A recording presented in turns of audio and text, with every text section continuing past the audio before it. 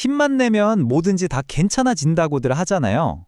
근데 정작 그 힘을 낼 수 없는 상태에 빠져버린 사람들은 어떨까요? 오늘은요, 그런 세상 속에서 꿋꿋이 자신의 시간을 버텨낸 한 사람의 기록을 들여다보려고 합니다. 바로 고테이 작가의 책 힘을 낼 수 없는데 힘을 내라니입니다. 이 책은요, 정말 첫 문장부터 우리 마음을 그냥 확 휘어잡습니다. 나는 그날 죽으려 했다. 정확히 말하면 죽으려 했다고 한다. 그날 하루의 기억이 나에겐 없기 때문이다. 이 한마디가 우리를 순식간에 저자의 가장 깊은 고통과 혼란의 한가운데로 데려가죠. 한번 상상해 보세요. 눈을 떴는데 머리에는 뭔가 거친 붕대가 감겨 있고 친구가 믿을 수 없는 말을 하는 거예요. 너 어제 뛰어내렸어. 어제 하루의 기억이 통째로 사라진 채 마주한 현실. 그래서였을까요, 작가는? 기억나지 않는 죽음의 문턱이 오히려 두렵게 느껴지지 않았다고 해요. 자, 그럼 1부에서는요, 바로 이 추락에 대한 이야기를 해볼게요.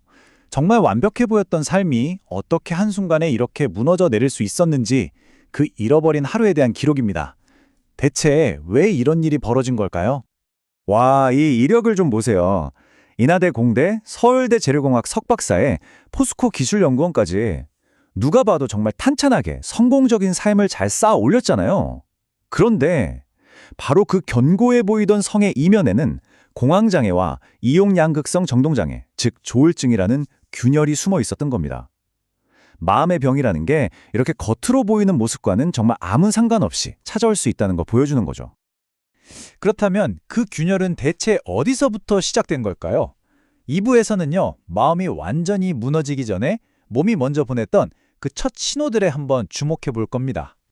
저자는 한동안 극심한 소화불량이랑 위경련 때문에 엄청 고생을 했대요. 막 새벽에 변기를 붙잡고 헛구역질을 할 정도로요.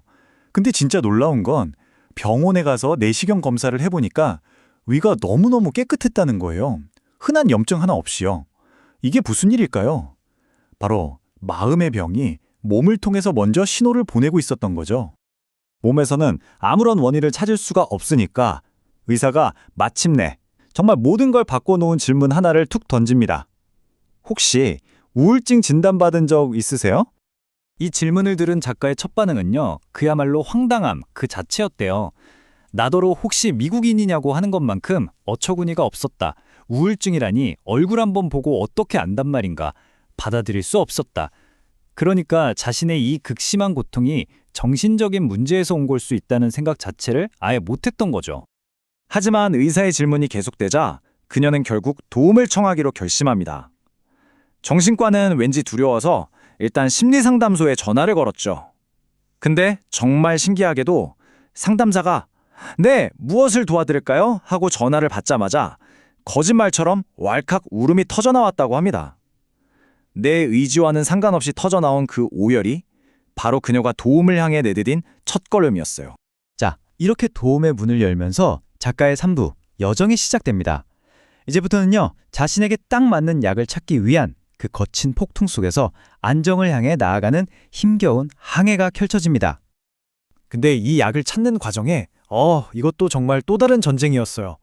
어떤 약을 먹었더니 갑자기 다리에 힘이 풀려서 길 한복판에서 털썩 주저앉게 만들고, 또 다른 약은 밥을 쳐다보기만 해도 속이 울렁거리는 극심한 구역감을 일으켰죠. 심지어 갑자기 피부에 발진이 생기게 하는 약도 있었고요. 이처럼 치료 과정은 수많은 시행착오의 연속이었습니다. 그래서 작가는 자신의 치료에서 정말 중요한 두 개의 기둥이 있었다고 말해요. 바로 약물 치료와 심리 치료인데요. 약물 치료가 깊은 우울의 늪에서 나를 일단 건져주는 밧줄 같은 거였다면요, 심리 치료는 내가 왜 이 늪에 빠졌지를 이해하고 잃어버린 나를 찾아 다시 삶의 방향키를 잡게 도와주는 과정이었다는 거죠. 이 두 가지가 모두 필수적이었다는 이야기입니다. 그리고 마침내 마지막 4부, 재건에 이릅니다. 말 그대로 무너졌던 성을 다시 쌓아올리는 거죠.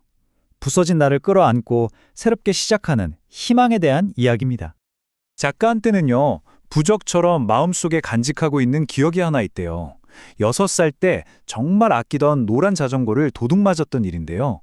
엉엉 울고 있는 어린 딸의 손을 꽉 잡고 앞장서서 문제를 해결해 주던 어머니의 그 뒷모습, 그 기억이 평생의 부적이 된 거죠. 아, 힘들 때 누군가 나보다 앞장서서 길을 열어주고 있다는 그 느낌만으로도 얼마나 큰 힘이 되는지 그걸 일깨워 준 거예요. 이 사진은 깨진 그릇을 금으로 이어붙여서 더 아름다운 작품으로 만드는 일본의 킨축이라는 기법이에요.